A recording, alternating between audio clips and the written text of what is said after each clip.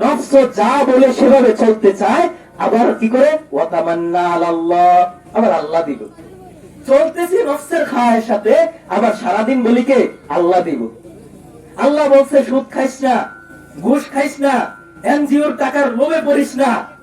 আমি পড়ে গেলাম, আবার বললাম আল্লাহ দিব, আল্লাহ জান্নাত দিব। দিব দিব আল্লাহ তাআলার নসরত পাওয়ার জন্য, আল্লাহর সাহায্য পাওয়ার জন্য আল্লাহ পথ বলে দিয়েছেন। ওই পথে গেলে আল্লাহর সাহায্য, ওই পথ ছাড়া যদি অন্য কোনো পথে যান আল্লাহর সাহায্য পাইবেন না। ওই পথেই যেতে হবে যেই পথটা আল্লাহ তাআলা দেখিয়েছেন, যেই পথটা নবী সাল্লাল্লাহু আলাইহি ওয়াসাল্লাম দেখেছেন, দেখিয়ে গেছেন। আরে দেখেন না, বদরের যুদ্ধে নবী সাল্লাল্লাহু আলাইহি ওয়াসাল্লাম মাত্র 313 জন সাহাবায়ে কেরাম নিয়ে, যাদের হাতে কোনো অস্ত্র নাই, মাত্র 2টা ঘোড়া, 70টা উট, 313 জন, 3 জন করে ভাগ করে ঘোড়ায় উঠে চড়ে এভাবে চলতে চলতে বদরে গিয়ে উপস্থিত হইল। এমন একটা জায়গা পাইল যেখানে পানি নাই, আর কাফের মুশরিকরা পাইল পানির জায়গা। ওরা ছিল 1000 বাহিনী এবং তাদের সবার হাতে ছিল অস্ত্র, সবার কাছে ছিল বর্ম। এই অবস্থা দেইকা মুসলমানরা একটু হতবিহ্বল হয়ে গেল, একটু মন ভাঙা গেল যে আল্লাহ এদের সাথে জানি পারিনি।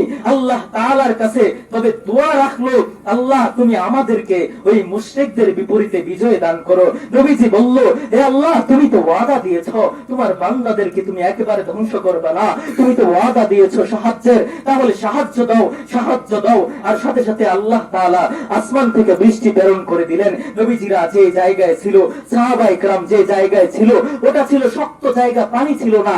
এখন শক্ত জায়গায় পানি পড়ার কারণে পানিটা জমাট হয়ে গেল, পানিটা আর কাদা ছড়াইলো না। ওই মুসলমানরা ওখান থেকে পানি নিয়ে খাওয়া শুরু করলো। আর কাফেররা ছিল নরম জায়গায়, কাফেররা ছিল পানির জায়গায়। এখন পানির জায়গায় যখন আবার পানি আসতেছে, তখন বন্যা হয়ে গেছে, ওরা চলতে ফিরতে কষ্ট হয়ে যাচ্ছে। তাহলে প্রথম নুসরতটা কখন আসলো? কখন আসলো নুসরত? সাহায্য কখন এসেছে? সাহায্য এসেছে তখন যখন ইমাম নিয়ে তরবারি হাতে দাঁড়িয়ে গেছে। সাহায্য তখন এসেছে ভাই আমার, সাহায্য এমনি এমনি আসবে না।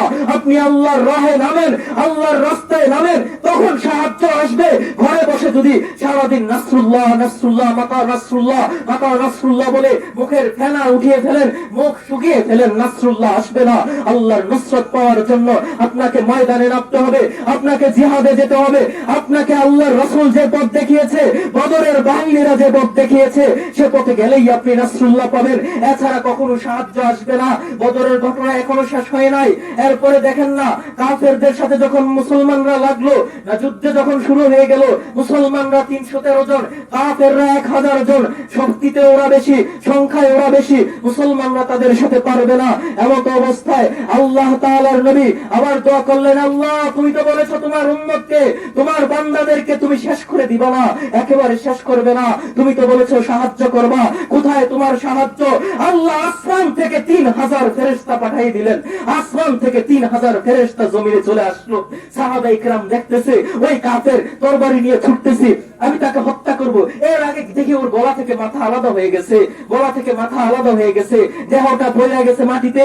একেবারে বড় বড় কাফের গুলো নাস্তানাবাদ হয়ে যাচ্ছে। সাহাবীরা বিশ্বাস করতে পারতেছে না, আর আমি তো ওর কাছে যাই নাই, ওকে এখনো আঘাত করি নাই, ওকে এখনো মারিও নাই, কে মারলো? নবীজি বলল, যা নাসরুল্লাহ, যা নাসরুল্লাহ, আল্লাহর সাহায্য চলে আসছে, আল্লাহর সাহায্য চলে আসছে।